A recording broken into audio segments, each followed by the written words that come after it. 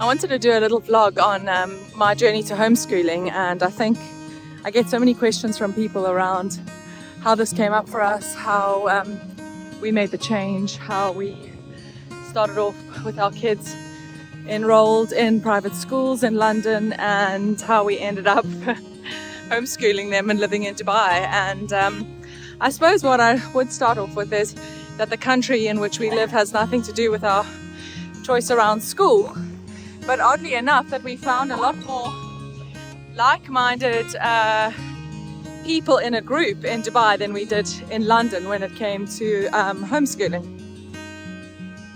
My firstborn son is turning 9 this year in November, and we enrolled him in his reception year in a beautiful, holistic, really lovely little private school in Fulham in England.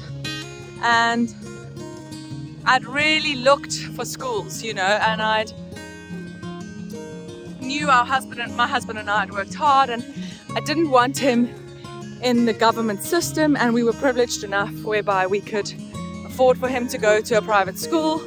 And in many cases people can afford private schools, but they choose not to send their children there. So it was very much a personal choice. And a funny thing happened when I couldn't decide between two different schools, and my middle son at the time had lost what was very special to him, a little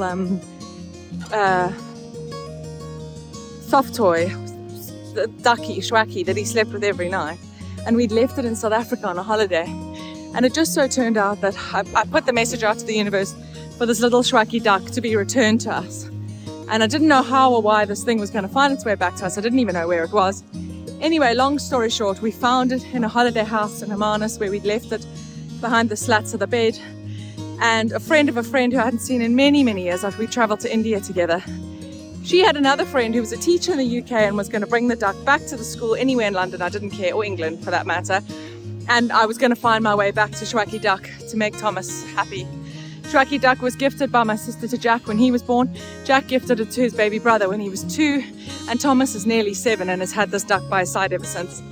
So it seemed like a sign to me when the teacher that brought the duck back to England, who I never knew from a bar of soap, turned out to be a teacher at the same school that I was on my shortlist for sending my child.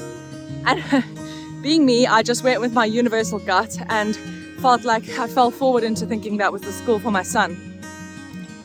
Fast forward reception and year 1, we started to notice Jack's character changing. He became unaware of how amazing he was. He became super aware of his shortfalls. He turned to me one day in the beginning of year 2, and he looked me in the eye and he said, "Mommy, if this is going to be my life, I can't cope. I can't do it. Like, is this what my life is?" And I was like, "What do you mean? Is my life sitting at a desk, staring at a board? And for how long do I have to do that?" And gee, something inside of me just switched. I was like, this is it. Like, I've watched my child change. I've watched him lose faith in himself. And I've seen him really shift. And this is what he is telling me, and I need to listen. And when I spoke to my husband openly about it, and my husband had heard him make this comment, we both agreed that there had to be a change. And we never knew that it was going to result in a 2-year homeschooling journey. But we did know that we had to give our son what he was asking for, which was a stronger sense of self, and to be able to be nurtured in a way whereby he was in love and mad about himself and his abilities, not the other way around. So we spoke openly with the school. They told us that he was struggling with reading, and he knew he was struggling with reading because he was not on the reading top group. And that's where the system starts to push people into boxes and make them believe they are good and not good at things. Whereas I believe that we all struggle or are naturally talented at certain things, but it's about your mindset around those things that will make the change. So his mindset was that of, I'm in the poor group, I'm not that good, and therefore I'm not worthy. So we said to the school, we've got a term left. What can you do to help make him change? Well, there's only so much one can do because we've got like 14 kids in a class, which is not a lot of children, by the way. So if Jack wanders off, or if he's not listening when we're teaching the reading skill, then what can we do? We've got 13 other children we need to focus on. So I thought, no, this is not enough for me. And there and then I spoke to my husband about potentially getting a tutor for a term. My two boys are very closely connected. They're 2 years apart. However, like their soul connection is very strong. They've slept in the same bed since as early as I can remember. They're very dear to one another. And so Thomas didn't want to not be at school with Jack. Anyway, we met this beautiful agency that was a homeschooling, a tutoring, homeschooling support type thing. At the time, I was running one business and I now have 3. And my husband was working for a small to medium enterprise where he was a second shareholder, and now he runs his own company. So we're both entrepreneurs and we couldn't do 2 to 3 hours of teaching a day. Now, as much as I love homeschooling, and I really do believe in unschooling, they call it, where you just remove your kid completely from the system and you let them be, which is at least what my kids did for the first 6 years of their lives. There was no pushing to activities, no over extending them, just letting them be, play, live, enjoy. So I didn't want to completely disconnect them because I knew that Jack needed to be re-bolstered to fall in love with learning and with reading specifically. He was difficult at night with books. He used to throw them across the room. He didn't want to have anything to do with them.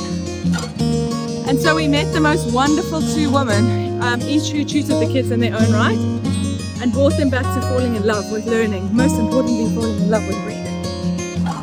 And that's been the most powerful thing for me. I have a kid now who so enjoys reading and calls me to come and listen to him read.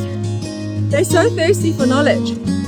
And so if homeschooling, at least for that first term, did nothing else for us, it reinvigorated my son's love for learning and it brought him back to himself. And when I saw the real Jack come back, I just could have cried. And we could have lost him, like we could have lost him to that systemized approach, to that cookie cutter boxing approach. And I'm not saying that what we do is the only way or it's right, but I am saying that you don't have to be a rocket scientist to feel that there's something a little bit flawed about what's going on at the moment with schools.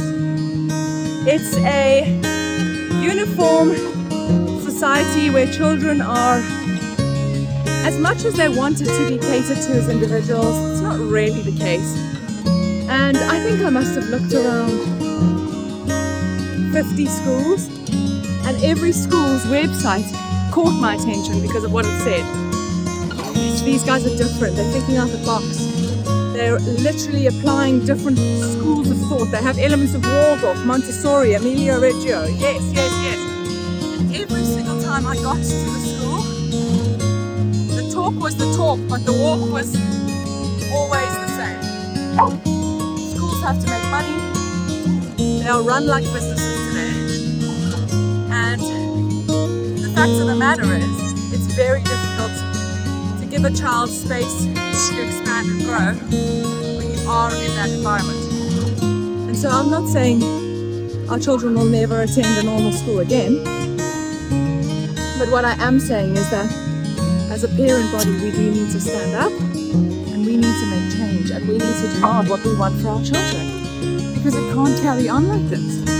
And I think that is what homeschooling has taught me, is that there is more and there should be more and we deserve more. And so if you ever felt like your child was not fitting in, was being told by everyone that they fitted in a certain label or box, that they have certain issues that need to be addressed, every single child has that. And no one talks about it. So as soon as I started as the class mom, I was the class rep for a year, talking to other moms, like, is your kid also being told to see the special support teacher? Is your kid also being said to be X, Y, and Z? There was not a person whose child hadn't been addressed for something.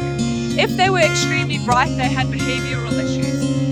If they were really, really well behaved, they had learning issues. And at the end of the day, what I say is, like, That is a child. Children are malleable and they're in an open and beautiful and vulnerable place. It's the only time in their life they'll ever be in that place. And we don't need to take that away from them by labeling and sticking and finger pointing. So I feel so proud specifically of my husband who stood by me in this radical decision. I feel proud of my sons, and I feel proud of taking the road less trod and for doing it for the greater good, to understand what else there might be. And also for myself, to realize that there are really no rules. It's been a huge part of my life. I don't like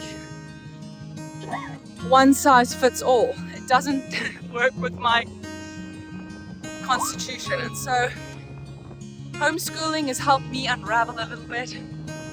It's helped me undo, and a lot of my teaching through the kinetic blueprint is that the work is not in the zipping up and the structuring and the doing. The work is in the unraveling and the undoing, and that is the hardest work there is. So right now we have two well-rounded, really happy and healthy sons who are learning, who have a deep thirst for knowledge, who have excellent IQs and brain function. We've had them tested through all these fun games, brain games. I'm a massive believer in neuroplasticity, which means that at age 8 and 6 they are literally able to rewire their brains to achieve anything.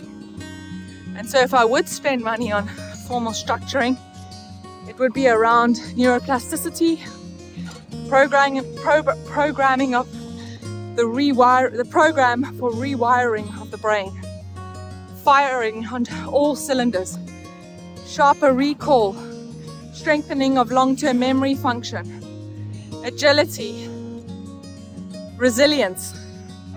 These are the things they should be teaching in school, because before it's what you learn, it should be how you learn.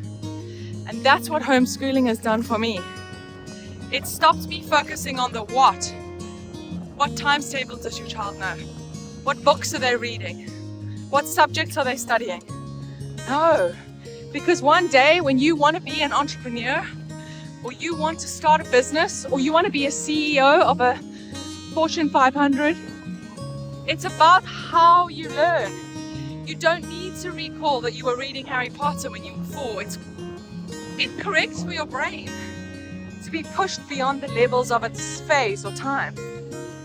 But what you will remember is that the way in which you learn allows you to absorb, process, assimilate, and utilize all the information and knowledge that comes your way. And that is where you see great leaders emerge.